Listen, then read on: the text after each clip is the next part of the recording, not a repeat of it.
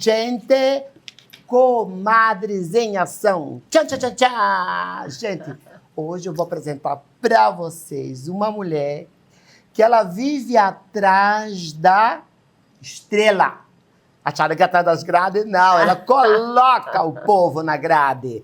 Isso mesmo, estou aqui com a doutora Janira Laranjeiras, delegada de polícia. Uma mulher que está, assim, à frente da rede de enfrentamento. Ela defende a violência contra a mulher, as crianças, adolescentes, idosos. E hoje veio, gentilmente, me conceder uma entrevista, na qual não vai servir só para mim, para toda a população que precisa saber um pouco mais sobre como lidar com esses enfrentamentos contra a violência. Doutora, muito obrigado, porque eu sei que o seu tempo é preciosíssimo, você tirar um tempinho na sua agenda, e depois nós vamos falar sobre isso, porque tempo é precioso para quem trabalha muito, a gente tenta conciliar tudo, mas seja bem-vinda ao programa Comadre do Brasil. Olha, comadre, eu que agradeço. Agradeço ao convite, agradeço a audiência, a sua audiência, e de você oportunizar eu alcançar a sua audiência. É lógico que o que nós vamos conversar tem um alcance que entra dentro de casa, que alcança o coração das pessoas, e eu não poderia, né, deixar de estar aqui ao lado de uma pessoa que também protagoniza a defesa de mulheres, protagoniza a integridade da família, a conscientização dos homens, e eu também sou uma admiradora sua, do seu trabalho, do enfrentamento que você faz nessa pauta, que é uma pauta que eu tenho como missão de vida. É recíproco, porque já tivemos em vários eventos, né, falando sobre a questão da alienação parental, nos enfrentamentos. O seu aniversário este ano, assim, você doar toda a sua festividade e comemoração com falas tão importantes, com pessoas tão importantes que defendem essa questão da violência, do empreendedorismo feminino, da família, da Constituição, né? Isso é muito importante. E nós sabemos, Janeira, que eu sei que a delegacia é o seu coração. E quando eu falo isso, que é lá que ela presencia todos os dias. Então, eu queria saber como que é o dia a dia de uma delegada que todos os dias enfrentam, né, grandes assim, diversidades, recebe tantas denúncias, tantas respostas negativas, registra tantas ocorrências. Como que é esta mulher quando fecha a porta da delegacia e chega em casa e vai ter que descansar, vai ter que dedicar à família, buscar filho na escola, como hoje, e ao deitar assim, eu sei que você, nesse dia de trabalho, o nosso coração, às vezes, fica ferido de ver tantas desigualdades, tantas coisas tristes. Principalmente, eu sei que você sofre pelo depoimento das mulheres. O coração fica tranquilo quando chega em casa? Dá para dormir tranquila? Olha só, comadre, eu hoje ainda a Assembleia da Sociedade, delegados de polícia, eu falei sobre isso.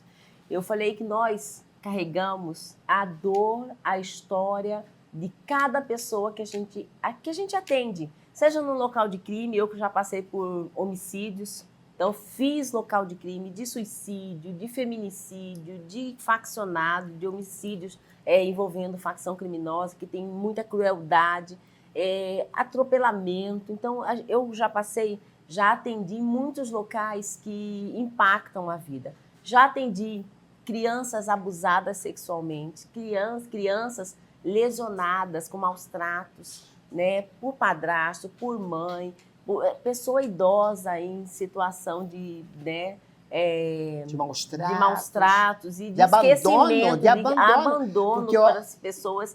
Então, isso tudo, de fato, ele deixa na gente, ele traz uma energia e traz uma responsabilidade que muitas vezes nos movimenta. Mas eu sempre tive comigo essa interiorização e essa ligação divina. Então, eu sempre digo, né, que antes de sair dentro da minha casa, quando você entra, você dá de frente para um altar. Quando você sai, você também agradece e pede proteção.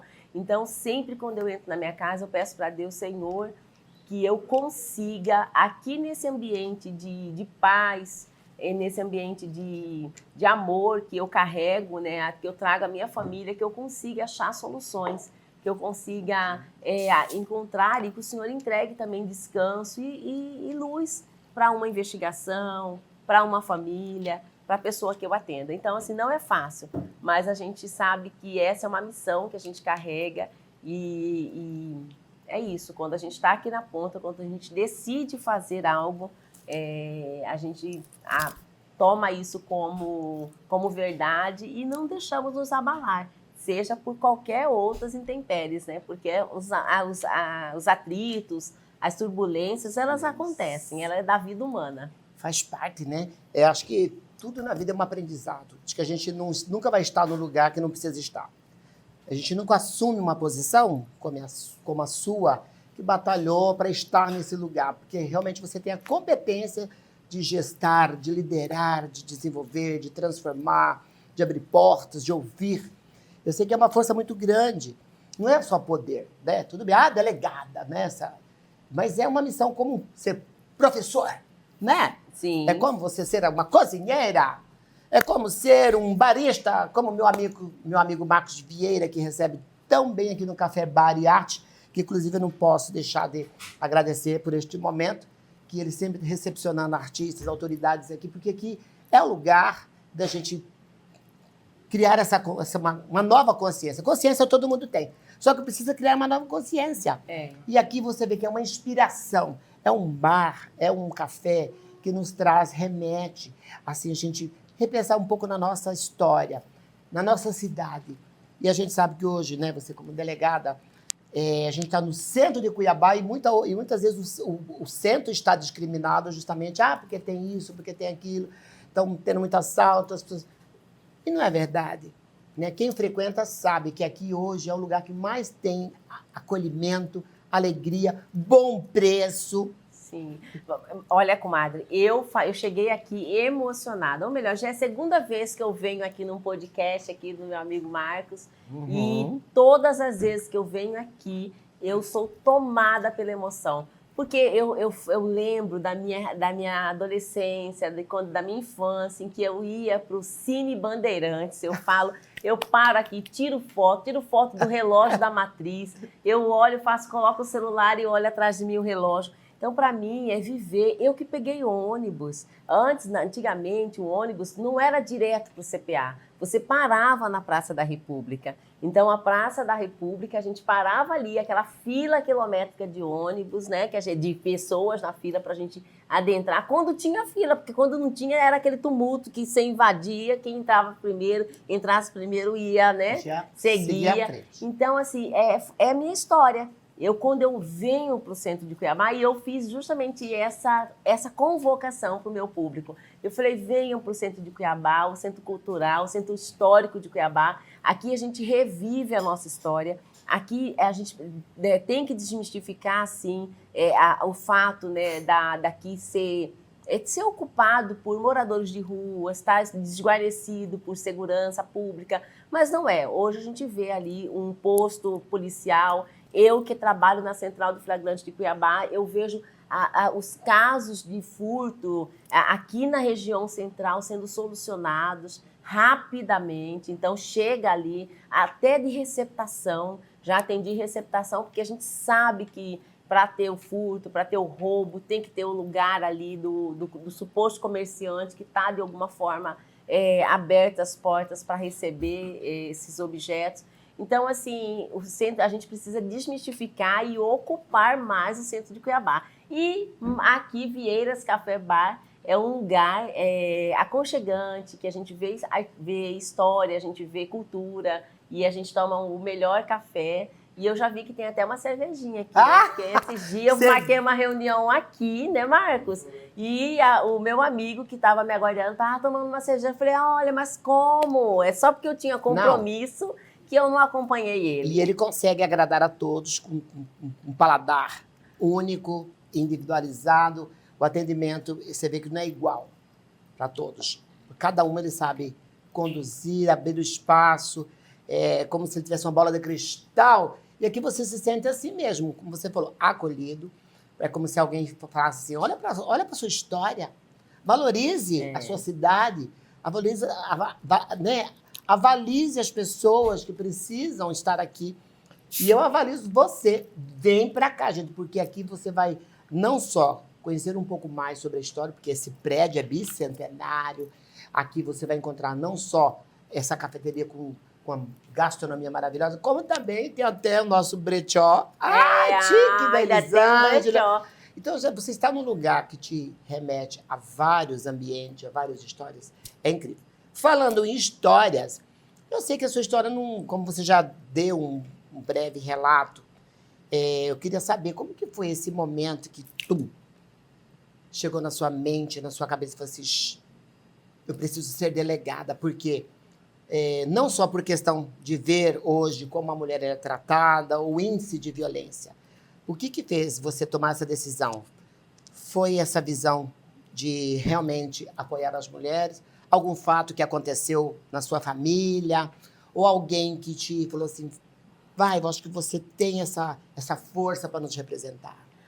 Bom, comadre, a minha família sempre serviu, sempre foi do movimento comunitário, a minha mãe da saúde, então meu pai do movimento comunitário, servidor público, sindicalista, era da Codemate, então foi presidente do sindicato. Então, servir, eu fui catequista na Igreja do Divino Espírito Santo, do CPA1, participei por muito tempo ali também, né, na comunidade, participo até hoje, na verdade, mas como catequista e como membro, ocupando um cargo, vamos dizer assim, era naquela época, né? Uhum. Mas, então, essa trajetória de servir, de estar sempre na comunidade, de estar sempre conversando com o povo, tendo as pessoas batendo nas portas de casa, isso me fez despertar para a justiça, a entregar a justiça. E a gente sabe que essa é a dinâmica, a gente busca pelo que é justo, a gente busca pelo que nos foi ensinado, né? Então, eu já estive no estado de Mato Grosso, concursada no PROCON, então já protegi o consumidor. Depois eu fui advogada, protegi, já defendi direitos, né? Já fui atrás, busquei na proteção de pessoas, tanto na área criminal quanto na área do consumidor também, que foi as minhas principais atuações. E depois no serviço público, que também fui procuradora do Conselho Federal de Economia. E, por fim, hoje, como delegada de polícia, eu protejo a vida, né? Porque esse é o foco, esse é o bem maior, né, do direito, é a proteção da vida. Então, é uma dinâmica, eu me encontro nessa pauta, principalmente, como eu cheguei na pauta de mulheres. Eu cheguei em 2020, na pandemia, quando eu fui designada a ir para o plantão 24 horas, que foi inaugurada a delegacia desde que ela iniciou. E, então, eu estive ali desde 2020, e naquele movimento, naquele local, escutando as histórias das mulheres, eu identifiquei a história da minha família, comadre. Porque o meu pai, e eu soube dessa história tem pouco tempo. Minha mãe, depois eu conto como eu soube. Meu pai, aos 11 anos de idade, enfrentou o padrasto, que é a minha avó, mãe de 10 filhos. 8 são do primeiro casamento. Depois ela foi ter esse segundo relacionamento, um militar, que batia muito nela. E aos 11 anos de idade, meu pai, não suportando mais ver a mãe apanhando, ele enfrentou o padrasto e ele foi colocado num orfanato lá em Cáceres. Então, ele foi entregue no orfanato em Cáceres e ele contou isso com muita emoção, que nos trouxe assim, eu e a minha irmã que estávamos ouvindo a história, né? E meu pai, talvez meu pai nunca tenha falado sobre isso, sabe? Porque a gente sentiu que ele foi tomado pela emoção e isso daí foi fruto de uma violência. A minha mãe também tem uma história que não é diferente. A minha mãe veio do interior do estado de Araguaiana. Naquela época não tinha Barra do Garças, era distrito de Araguaiana. E lá da Araguaiana, ela também veio para trabalhar com as irmãs carmelitas na igreja, no colégio, no Hospital Santa Casa, como voluntária, como técnica de enfermagem, auxiliar de enfermagem, também para fugir de um ambiente domiciliar. A casa dela também tinha violência. Então, meu avô agredia a minha avó, ingeria bebida alcoólica, então tem toda no sítio, então a situação era zona rural. Então, as histórias se confundem, né? As histórias, quando eu chego na delegacia e eu vou escutar toda essa dinâmica da família, eu vejo todo o capítulo, toda a vivência da minha família. E eu identifico isso porque Deus, ele faz as coisas certas. Ele não coloca a gente num lugar onde nós não vamos conseguir. E eu tenho certeza que eu estou ali curando não só a dor das pessoas, como também da minha família. Então, eu vejo que meu pai tem maior orgulho de falar que eu peguei essa bandeira como se fosse assim, algo, mas eu sei que ele tem honra de ver a filha dele defendendo mulheres como ele defendeu a mãe dele. Então é isso. Ai, ai, passa um lencinho para nós, mulher. Que emoção. É isso, gente. Sabe? É não ter máscara. É não ter medo. É não ter vergonha de expor a sua verdade, de mostrar para as pessoas, sabe? Como você falou, fez uma frase assim que acho que resume tudo hoje sobre o seu propósito. Você, como toda essa trajetória, como mãe, como profissional, como tudo. E hoje, você se pleiteando uma vaga como deputada federal, eu acho que justifica tudo isso que você passou, tudo isso que você fez e vem fazendo e pretende fazer. Você tem um legado, e a gente vê que não é meramente policial, judicial, técnico, não, você traz além. Você, quando eu vejo os seus vídeos, quando eu vejo a sua fala, quando eu vejo você em determinadas circunstâncias ajudando pessoas, é onde eu me vejo representada, é onde eu olho e falo assim, esta mulher me representa. Então, é importante você falar um pouco sobre isso, porque eu acho que depende. Quando a gente determina numa profissão, às vezes a gente não imagina que pode ir além disso. Porque seria cômodo para você cuidar da sua delegacia, da sua região, né? Defender uma bandeira e tudo mesmo. Mas não, você já pensou em algo que, se não, é o Estado. Né? Como que veio esse desejo? Como que é essa proposta? Bom, comadre, é assim. Nós que estamos aqui na ponta, a gente sabe que não adianta eu lançar um plano de governo e que vai alcançar aí, vamos fazer agora o café? Só vou pedir um intervalinho, porque este momento é o momento mágico do programa Comadre do Brasil. Quero apresentar Marcos Vieira.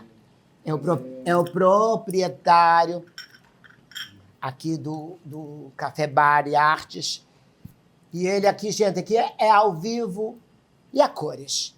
E hoje ele vai falar um pouco para nós, eu vou até passar o microfone para ele, porque eu quero que você explique esse novo menu, né, que você vai servir. Obrigado pela gentileza.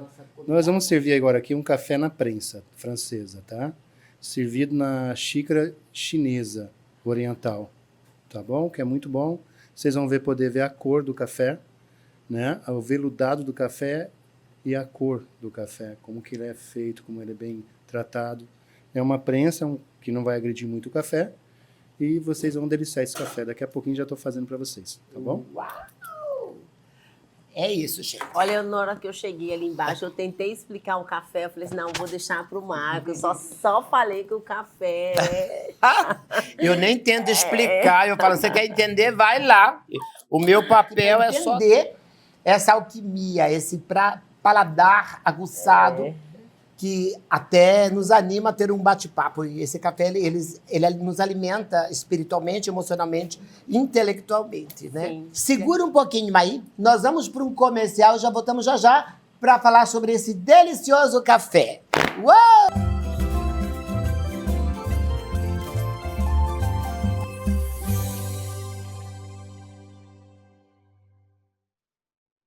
E aí, dando continuidade, então, essa questão. Vamos lá, comadre. Quando a gente está na ponta, a gente sabe a dinâmica a dinâmica do crime, de como acontece, da razão daquilo ali continuar se repetindo, e a gente sabe a dor da família, a dor da pessoa, a dor da sociedade de uma forma geral.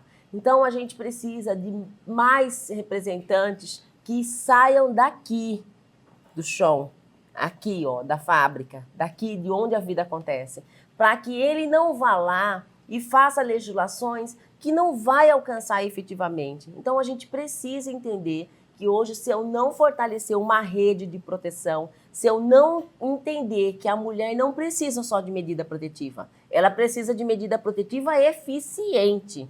Ela precisa de fiscalização dessa medida protetiva. Ela precisa de monitoramento real da tornozeleira eletrônica. Ela não precisa de tornozeleira eletrônica cor-de-rosa, por exemplo. Ela não precisa de tornozeleira eletrônica que vá colocar e deixar a vida acontecer, como a gente vê hoje com os abusadores, tanto os agressores de mulheres, como a gente vê no furto, a gente vê no roubo, a gente vê as pessoas monitoradas por esses crimes, por tráfico de drogas, que repetidamente estão aí. E isso traz uma sensação de insegurança, porque como aquele tornozelado, olha, meu vizinho, ele é tornozelado, doutora, só que o cara não dorme em casa, só chega às 5 horas da manhã, a gente sabe que ele está roubando, a gente sabe que ele está traficando. Então, as pessoas cometendo os delitos, as pessoas se indignam. Então, eu vejo que a gente precisa entender que não é só a ferramenta. A gente precisa também de estabelecer protocolos legislativos que obriguem como funciona. Assim como quando a gente fala de trabalhar em rede, eu preciso de obrigar, de determinar legalmente falando que as instituições se interliguem. Qual é o objeto, qual que é o mecanismo de comunicação, qual que é a ferramenta que nós temos para a rede comunicar. Então, a gente não tem estabelecido hoje, por exemplo, na violência doméstica, eu sempre falo do formulário de avaliação de risco, para ele ser a nossa comunicação dentro da rede. Ainda não é uma realidade no Brasil, mas em outros países já existe essa comunicação oficial para a gente não cometer a violência institucional, no que tange a violência contra a mulher, por exemplo.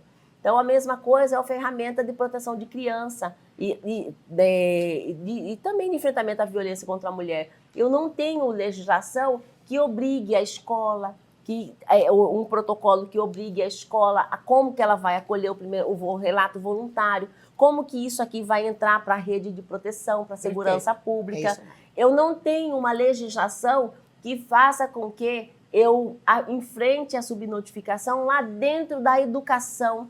A criança chegou lá, eu tomei conhecimento que ela está chorosa, que ela está sem foco, displicente, que ela está sem abalada emocionalmente, que ela está até com ansiedade. As crianças têm até ansiedade. Então, eu sei porque ela relatou que no dia anterior o pai bate muito na mãe, o pai ameaçou matar, o pai vai sair de casa, a mãe está lesionada. Mas eu não tenho nada que faça que eu interfira. O que eu faço que a saúde, a educação, a segurança pública tem que entrar nessa unidade familiar? Qual que é a ferramenta? Qual que é a segurança jurídica que eu dou para o servidor da educação, para o servidor da saúde, para o servidor da segurança pública entrar para isso? Então, isso aí, a gente precisa legislar acerca disso. Eu vou dizer um exemplo muito claro. Eu fui contactada por 2 famílias essa semana. Uma delas me relatou, doutor, eu fiz um boletim de ocorrência relatando que a minha neta está com indícios, com falas de que ela está sofrendo violência sexual. Ela relata que a dor na região, né, anal, e ela fala nome, fala quem foi o tio tal. Já feito um boletim de ocorrência, essa criança continua ainda mais de 10 dias no mesmo ambiente, no mesmo convívio, justamente, com o abusador. Veja só esse exemplo, que tem um boletim de ocorrência, que a avózinha foi lá, fez o boletim de ocorrência, tomou toda a cautela. Nós temos uma medida protetiva de proteção de criança, mas não foi aplicado. Sabe por quê? Porque a sociedade ainda coloca na balança a reputação do abusador e a proteção da criança. E quem que está pesando mais? A reputação do abusador. Eu não posso já começar, eu não tenho nenhum indício. mas a lei, ela fala, É clara. proteção integral. O que é proteção integral? Primeiro, eu protejo. Medida protetiva não quer dizer que você é abusador. Medida protetiva quer dizer que eu estou priorizando o cuidado da criança. A mesma coisa para a mulher. E as pessoas confundem. Acha que porque eu já dei uma medida protetiva contra o homem, quer dizer que ele já é culpado. Não é isso, tem um processo criminal. Por isso que fala que a natureza é híbrida. Tem a vara civil, vara não, é híbrida. O alcance civil que vai proteger a integridade física, psicológica, e o criminal que vai responsabilizar. Então, veja, outro exemplo, outra mãe. Olha, doutora, a minha criança, eu reagi com agressividade, eu dei um tapa na minha filha e ela ficou com uma marca no rosto. Eu mandei para a escola e a escola chamou o conselho tutelar, tirou a criança de mim por 90 dias e entregou para o pai, que não visita, que não auxilia materialmente falando, que resiste em pegar essa criança e que não tem convívio. Ela me ligou, já tem 3 dias que isso aconteceu, 4 dias, e ela falou assim, doutora, ela está chorosa, ela está sofrendo, ela não está se alimentando. É lógico que ela está sentindo falta da mãe. Por mais que aquele tapa foi errado, mas você tem histórico, ela já apareceu na escola com lesão, tem histórico de agressão, você já fez isso, quantos filhos você tem? Entrevistei. Aí eu fico pensando, gente, como que nós podemos ter...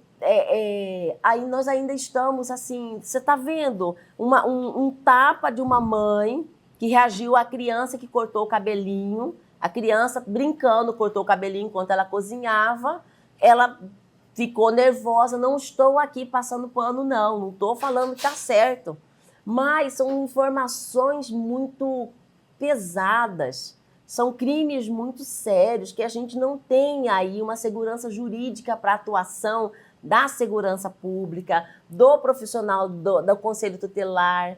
Você está entendendo? Então, tem toda essa dinâmica que eu conheço, que eu estou aqui na ponta, e eu sei que essa atuação dos profissionais, elas não estão sendo assertivas por conta da falha na legislação, também por conta de todo um entendimento cultural. A gente ainda quer ter prova, a gente ainda quer ver o exame o Politec lá, o exame de constatação de conjunção carnal, porque é isso. O que se busca hoje num crime legalmente falando, tá, gente?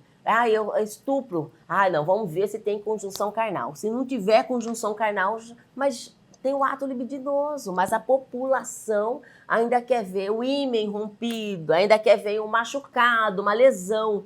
E nem sempre esse crime deixa lesão. Ele deixa vestígios, mas nem sempre deixa lesão. Então o pai e a mãe acham que só ele olhando, ele abrindo, ele cheirando, ele fazendo o que ele faz lá, ele já vai estar precavendo a sua criança, protegendo a sua criança. E não é. Então, é por essas razões, eu dei um exemplo dentro da minha atuação, mas eu também trabalho com furto, tendo todos os dias crimes de furtos. A gente sabe que a legislação de furto, por exemplo, aumentou. Pequenos furtos, a pena máxima de 4 foi para 6. Os furtos mais sérios, mais graves, de fiação, que causa todo um prejuízo para uma sociedade, para um estabelecimento comercial, escola, saúde, hospitais, aumentou também para 8 anos a pena máxima. Tem os crimes de semovente, que são os gados, né? Que aumentou para 10 anos, de veículos, que também furto de veículo, que aumentou a pena, mas eu sempre falo, e qual é a solução para aqueles furtos que nós estamos recebendo todos os dias na delegacia, de frasco de desodorante, picanha, uísque, chocolate, remédios, que é o usuário, que a gente sabe que é o morador de rua, que é o usuário. Nós vamos colocar 6 anos de cadeia nele? Vai solucionar o problema? Não vai. Tanto é que ele passou, eu atendi essa semana, que já era a 4ª vez esse ano. 4ª vez que a gente faz o procedimento dele, flagrancial.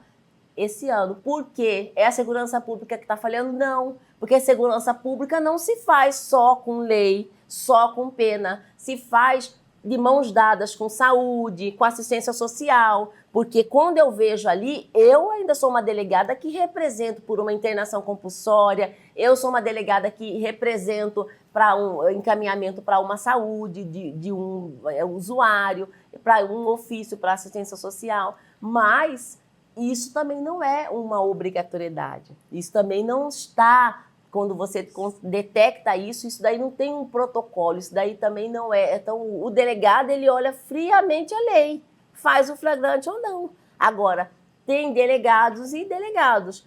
A gente precisa entender que a segurança pública não adianta só aplicar um flagrante nele e deixar isso acontecer. Eu, sim, oficio assistência social, oficio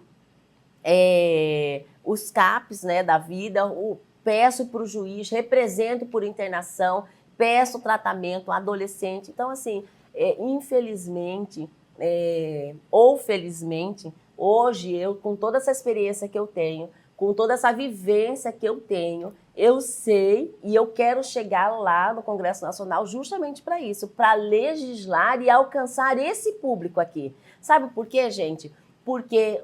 Aí a gente vai falar lá dos crimes, dos grandes crimes, organizações criminosas. Mas para a organização criminosa se fortalecer, aqui, ó, na base, tem que estar fragilizado. Então, se eu fortalecer com legislações que protegem criança, adolescente, que coíbe esses pequenos furtos, que responsabilize e que trata os autores de pequenos furtos, trata na sua essência. Se eu conseguir tratar, colocar grupo reflexivo, que a gente sabe que é a ferramenta, falar com homens, é restabelecer a família. Eu tomo uma consciência, eu levo uma consciência para aquele homem que ele foi criado daquela forma. Mas quando eu faço uma educação, quando eu mudo esse comportamento da legislação, quer dizer que eu efetivamente, então, como que eu posso contribuir? Com legislação e também com emendas assertivas, emendas para fomentar isso, grupos reflexivos, que a gente sabe que hoje são poucos. Nós tivemos mais de 19 mil medidas protetivas o ano passado no estado de Mato Grosso, mas eu não consigo alcançar 1.000. Se eu alcançar 2.000, eu não sei se aumentou, porque tem agora o Poder Judiciário que está fomentando no interior, e tem a Polícia Civil que também tem grupo reflexivo. Então, eu preciso alcançar os 19 mil homens que estiveram com uma medida protetiva e que ele precisa entrar novamente para um grupo, para uma sala de aula, vamos dizer, e aprender o que é relacionamento, o que é respeito para as mulheres, o que é legislação, e as mulheres também, não são só eles. Ou seja, é reeducação. Reeducação. Gente, que nós estamos tendo aqui uma aula magna com essa delegada maravilhosa que pleiteia agora como pré-candidata a deputada federal, para a gente sentir. Aqui irão passar mulheres de todos os gêneros, de todas as situações, todas as classes, com todos os objetivos, porém mulheres que enfrentam o seu dia a dia. Doutora Janeira, que momento único. Acho que esses momentos que faltam, não só entre mulheres, acho que como tudo que a senhora falou me reporta a uma responsabilidade social. Nós temos aí a Justiça Pública, né, Promotoria, Ministério Público, nós temos tantas, hoje, redes de enfrentamento, onde a mulher ou a pessoa que quer fazer a sua denúncia, né, poder contribuir também. Nós não precisamos só de pessoas que denunciam, nós precisamos também de voluntários que queiram estar junto com a gente nessa campanha, porque hoje a gente está com campanha nas ruas, está campanhas publicitárias, sabe? A gente precisa desse voluntariado. E a gente sabe que hoje essa situação da violência, acho que no âmbito, né, vamos ser mais generalista, porque não adianta falar só da violência da mulher, porque tudo gera violência, né? Violência gera violência.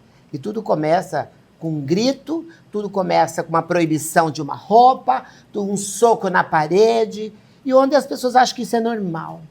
Dentro dos padrões de comportamento, dentro do que eu tenho estudado muito sobre a questão da PNL, que é a programação neurolinguística, a gente vai aprender a se comportar perante as pessoas, tentar olhar mais o semblante das pessoas, o que elas dizem, através da sua fisionomia, da sua fisiologia, a sinestesia do movimento e tudo mais.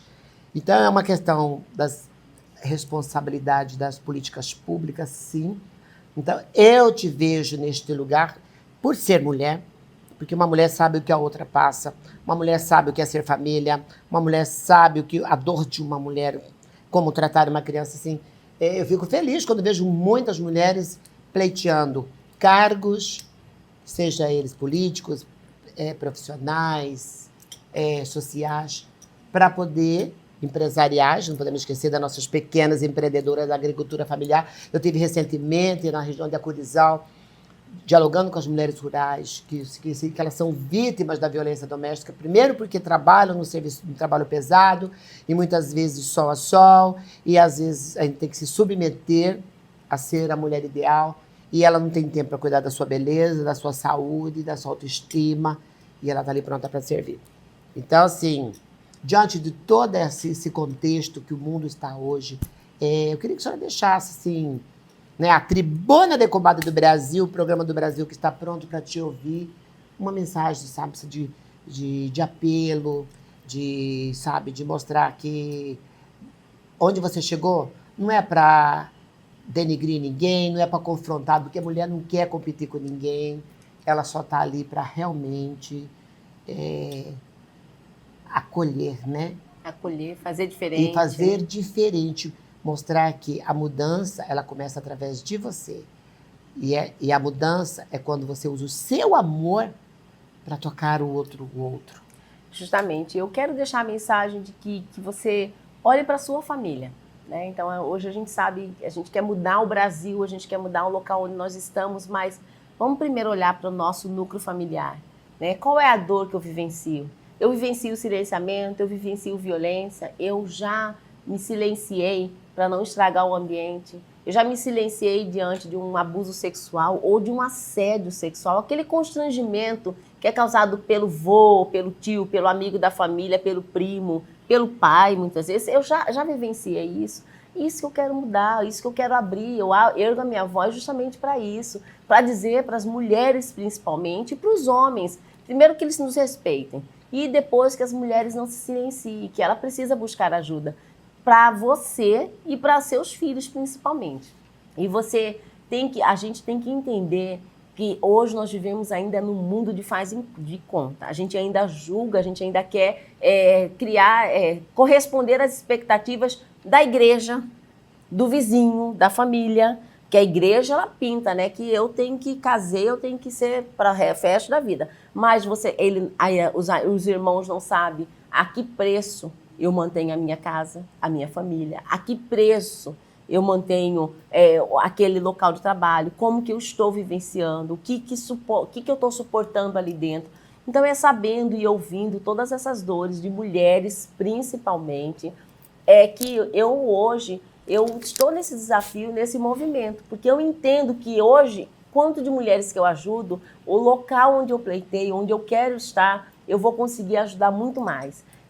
Então, eu vou conseguir apoiar o trabalho como o seu, comadre, sabe? Porque eu sei do real trabalho, do seu comprometimento. Você vai multiplicar, porque você já tem a sua responsabilidade social, você já vai alcançar mais municípios, você já não vai ficar como você já está começando a ir para o interior do estado.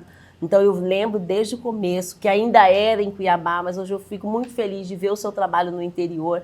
Então, é sobre isso, a gente precisa levar a política pública, se existe aqui na capital, para o interior, aperfeiçoado a da capital e melhorar e mudar a vida das pessoas.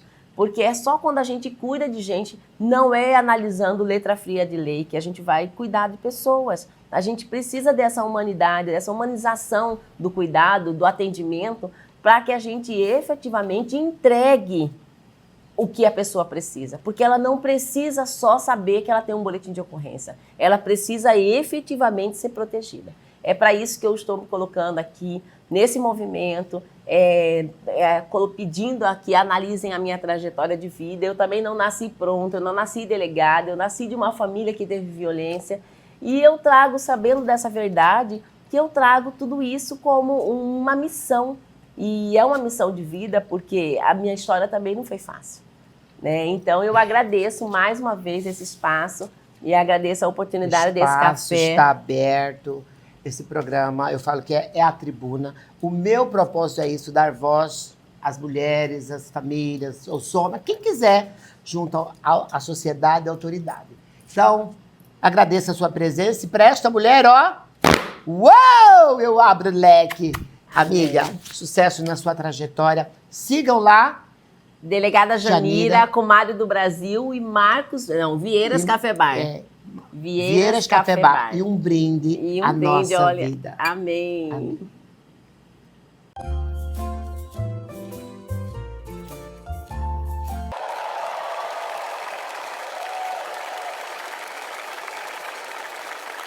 Uou! Gente! Estamos de volta! Isso mesmo. Né? Aqui a gente fala de tudo, sabe? De cultura, de gastronomia, de política, de arte. Porque é um programa eclético. E se é um programa eclético, é a cara do Brasil. E agora, neste momento, este quadro, Cantando com Comadre, nós estamos aqui num clima pra lá de divertido, descontraído, alegre, altivo, festivo. E eu estou aqui com essa dupla maravilhosa que vocês vão conhecer agora. Primeiramente, Milton Martins. Aplausos. E Glauber Feijão.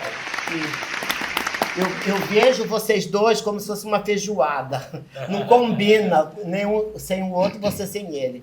Conheço a sua trajetória, Glauber, parabéns. Você é um violinista, um artista completo. E Milton, que quando canta, ele conta histórias, ele não canta, ele emociona, ele retrata, ele é de uma gentileza. Só a sua presença preenche qualquer show. E que alegria ter você aqui. E já dá um alô aí para minhas comadres, porque elas querem conhecer um pouco da história, na qual eu já conheço, eu tive em outros momentos entrevistando, na onde ele já me recebeu na sua humilde residência, onde fez uma churrascada, que é a especialidade dele, do amigo, né, Glauber, ele estava presente. E com toda a estrutura, ele montou um mega evento só para o programa Comadre do Brasil, que na época era Comadre Sebastiana. E agora, como Comadre do Brasil, é a proposta do novo projeto, que eu quero montar, inclusive, a comitiva de Comadre do Brasil, para a gente correr o Brasil todo levando a nossa cultura. E vocês fazem parte dessa comitiva, que com certeza eu abrindo caminhos, quero levar vocês junto comigo, porque pessoas da nossa terra, que defendem a nossa cultura, temos que estar unidos. Sejam bem-vindos. Comadre Sebastiana, que satisfação estar de volta aqui no seu programa. Quanto tempo, né? Ai, que saudades. Já fizemos alguns, inclusive esse churrasco aí. Olha, eu quero até compartilhar aqui com a sua audiência a vergonha alheia que eu passei nesse dia aí. Esse vídeo deve ter no YouTube, mas não assista, gente, porque foi uma situação complicada para mim. A comadre me convidou para participar de um programa, assim, do programa dela, né? Mas queria trazer alguma coisa, uma novidade. E me propôs, entre músicas e tal, a gente fazer um churrasco, né? Churrasco. Fizemos um churrasco esqueci o que era o corte, acho que foi cupim, não picanha, né? Picanha e costela. Picanha e costela. Picanha, a proposta foi essa. Um churrasco de carne nobre, né? E um churrasco de carne mais barata, e que também fica saboroso e tal, né? E eu dei uma de mestre ali, de churrasqueiro, né? Como se eu fosse aquela autoridade, né? E eu acreditei. E aí, mas eu não sabia que ali na nossa banda, naquele dia a gente levou uma banda, né? Tinha vários músicos, inclusive o maestro Glauber Feijão. E eles estavam lá quietinhos, numa boa, assistindo, como se estivesse aprendendo comigo fazer alguma coisa, né? Comadre, você sabe que depois daquele dia, ele acabou arrumando uma data para me convidar para um churrasco dele. E ele fez. Pensa num churrasqueiro das galáxias. Eu considero, assim, melhor do Centro-Oeste, das Américas. De lá para cá, eu não tive mais coragem de fazer churrasco, principalmente se ele estiver presente. E aí eu fico lembrando desse episódio que você me lembrou agora aqui, que eu passei ali por mestre, como é que chama? Churrasqueiro, na presença dos papas do churrasco. Você já pensou? Não. Que situação? E olha como é místico essa relação e esse caminhar, porque na época eu estava como apresentadora, somente como apresentadora de um programa de televisão. E hoje eu sou embaixadora da gastronomia do estado de Mato Grosso, desde 2024, 2025. E 2026 agora eu passei a faixa para Vanessa, que é uma chefe de cozinha, que ela é autista, lá de Rondonópolis. E eu continuo representando. E aí, quer dizer, o meu olhar não se engana, né? Um cozinheiro conhece o outro, assim como o músico conhece o outro. E aí, quando eu indiquei você, porque você também tinha, mas não fica preocupado, porque a cozinha é uma arte, né? Assim como o Marcos Vieira aqui no café dele, ele tem a maneira dele fazer o café. Cada um tem o seu, e isso é arte. E é um mostrando a sua arte. Então, eu apreciei, saboreei e aprovei a sua arte. Mas Muito agora já obrigado. lanço o desafio, você já lançou aí esse desafio, essa proposta, e eu não vou descansar enquanto não tiver um show na casa de Glauber Feijó, Aí onde você vai- ele vai para a cozinha no quadro Cozinhando com Comadre.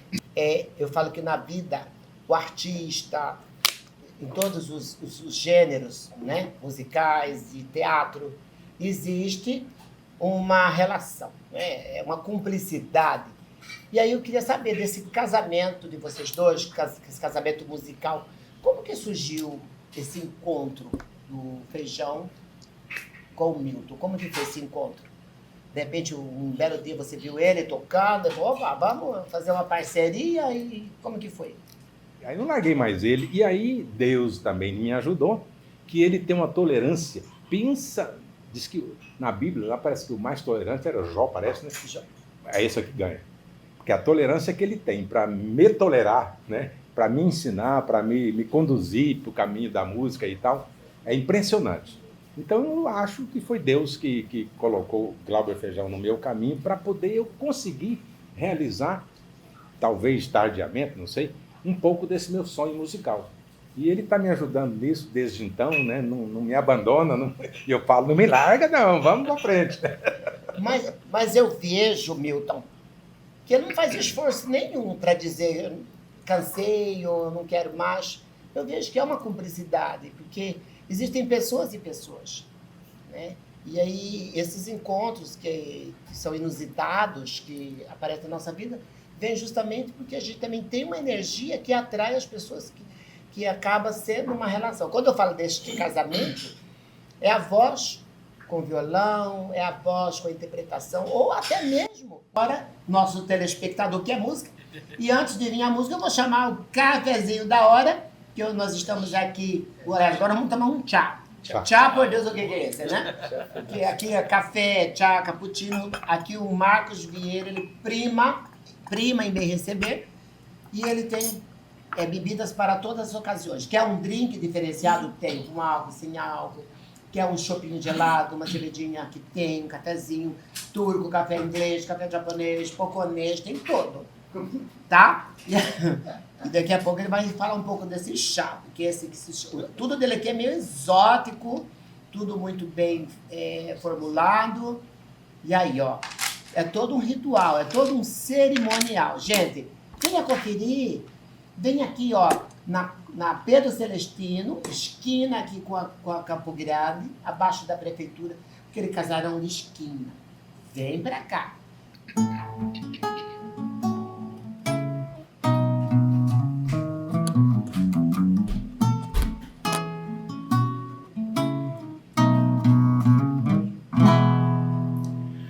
Ó Deus, salve o oratório. Ó Deus, salve o oratório, onde Deus fez a morada, oiá, meu Deus. Onde Deus fez a morada, eia.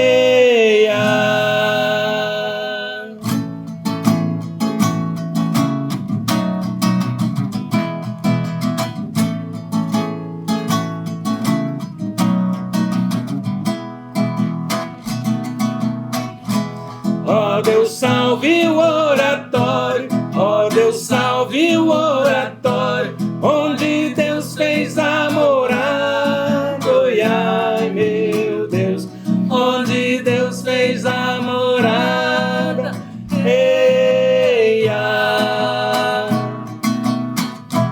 Onde mora o cálice bento, onde mora o cálice bento, e a hóstia consagrada, oh, yeah. sagrada. Ei,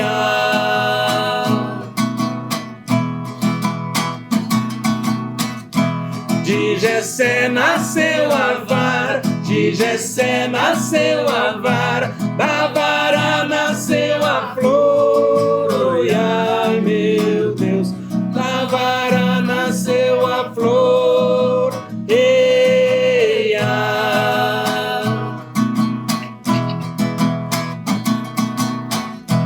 e da flor nasceu Maria, e da flor nasceu Maria, de Maria o Salvador. Oi, ai, meu Deus, de Maria o Salvador.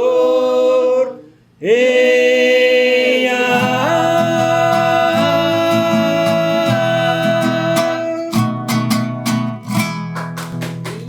Obrigado!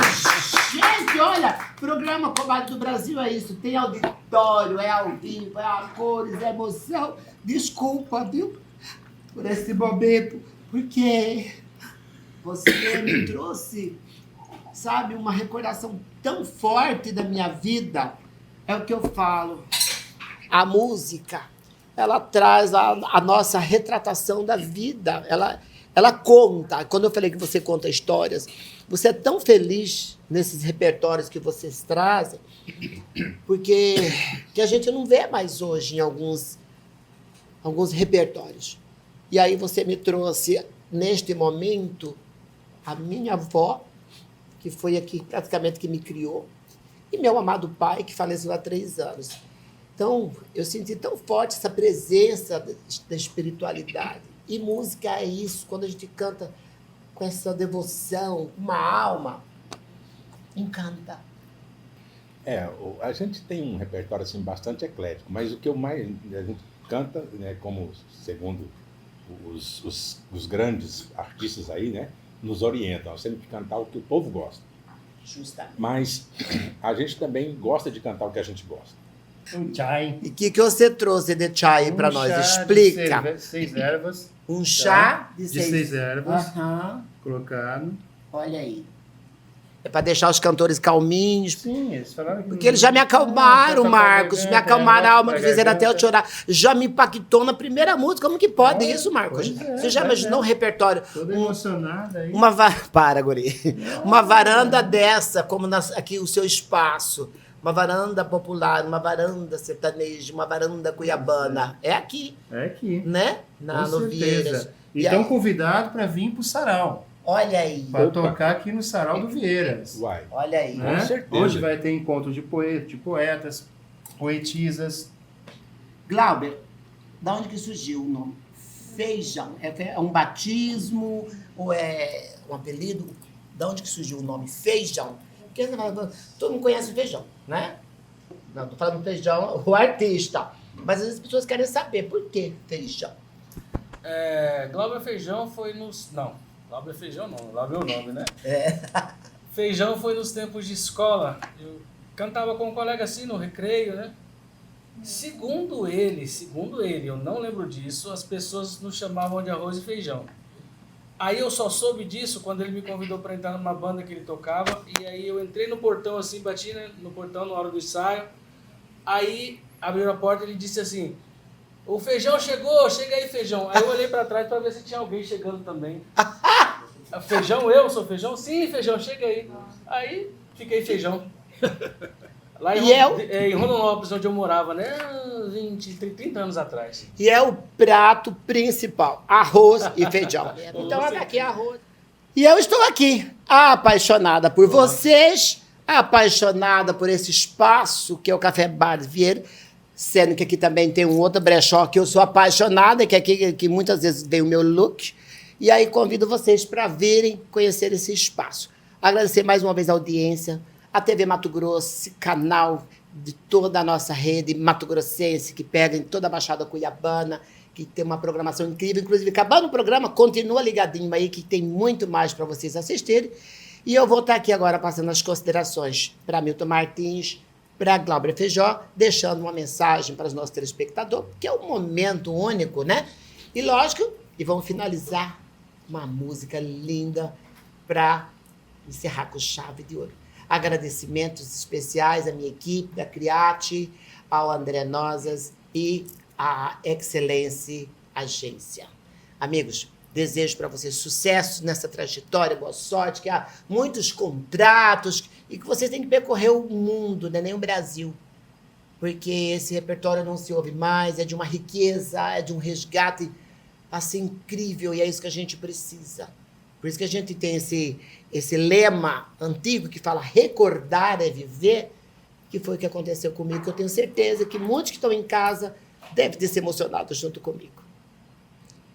Olha, eu quero falar com a sua audiência. A audiência da comadre, quanto tempo que a gente não vem aqui, mas estamos de volta. Quem é vivo aparece. Cá estamos nós, Milton Martins e Glauber Feijão. Isso. Fala, meu querido. Agradecer, né, a oportunidade de estar aqui, de conhecer esse espaço maravilhoso, Café Bar e Artes, cheio de vida, cheio de arte, cheio de cultura. Obrigado por você fazer tanto pela cultura, por abrir espaços e valeu. Obrigado, gente.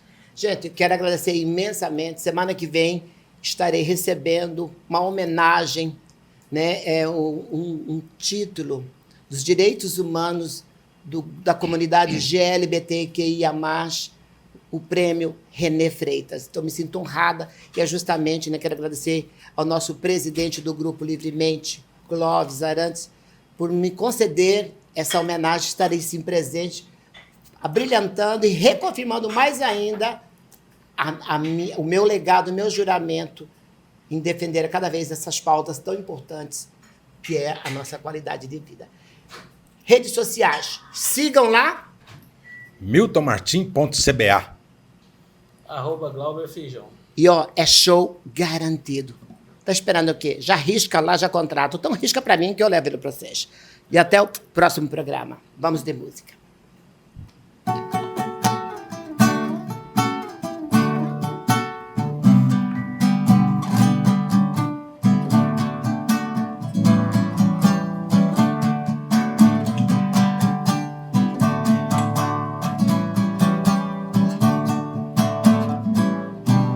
As asas de um passarinho voou, voou. Hoje canto aqui sozinho as lembranças desse amor. A lua é companheira, me consola a noite inteira e amanhã beijo outra flor. Conheci rosa morena, colhendo flores no campo, amarelas e açucenas, e também o lírio branco. As vermelhas eu guardava pra enfeitar a nossa mesa. No jantar à luz de velas eu cantava só pra ela. No jantar à luz de velas eu cantava só pra ela. Nas asas de um passarinho voou, voou. E hoje canto aqui sozinho as lembranças desse amor. A lua é companheira, me consola a noite inteira e amanhã beijo outra flor. É contigo, maestro.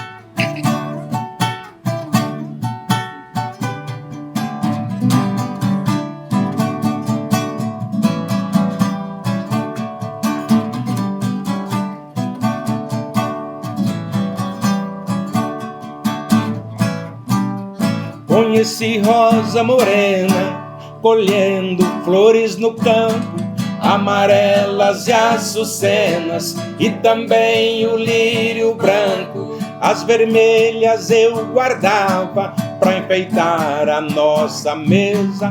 No jantar à luz de velas eu cantava só pra ela. No jantar à luz de velas eu cantava só pra ela. Nas asas de um passarinho voou, voou. E hoje canto aqui sozinho as lembranças desse amor. A lua é companheira, me consola a noite inteira e amanhã beijo outra flor. nas asas de um passarinho.